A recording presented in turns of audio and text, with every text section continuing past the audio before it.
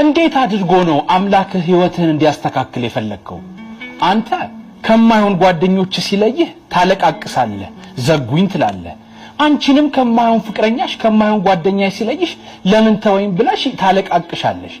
እንደገናም ደግሞ ከፍ ሊያደርግህ ከስራው ሲያስወጣና ባለህበት መስሪያ ቤት እንድትገፋ ሲያደርግህ ወደ ተሻለው ሊያስኬድ ሲያስብ አንተ ስላለፈ መስሪያ ቤት ቁጭ ብለህ ታላዝናለህ። እንዴት አርጎ ነው እግዚአብሔር ታዲያ ሊሰራ የሚችለው? እንዴት አርጎ ነው ህይወትን መቀየር የሚችለው? ነገሮች ዙሪያ የከበበህን ነገር እኮ በትኖ አጽድቶ እኮ ነው አንተን ወደ ከፍታ የሚያስወጣ። ስለዚህ ወዳጄ በመጣውና በሆነው ነገር ባልሆነው ነገር ሁሉ አታለቃቅስ። እግዚአብሔር ያንተን ህይወት ለመለወጥ መጠቀም ያለበትን መሄድ ያለበትን ለዓላማው የጸና አምላክ ስለሆነ ሁሉንም ነገር ከማድረግ ወደ ኋላ አይልም። እንዲሁ እያለቀስክ ጊዜህን አታባክን። አንድ ሕፃን ልጅ እሳት ውስጥ እጄን ከታለው ቢል እናቱ ታው ትለዋለች። ስላለቀሰ ብላ ደግማ እንደማትከተው እግዚአብሔር አምላክ ደግሞ በሆኑ ነገሮች ስላለቀስክና ቅር ስላለህ እጁን እየጠመዘዝክ ነገሮችን ይለውጣል ብላ አትመን። እግዚአብሔር በአንተ ህይወት ላይ ያሰበውን እንዲያደርግ ፍቀድለት። በሆነው ባልሆነው አታለቃቅስ።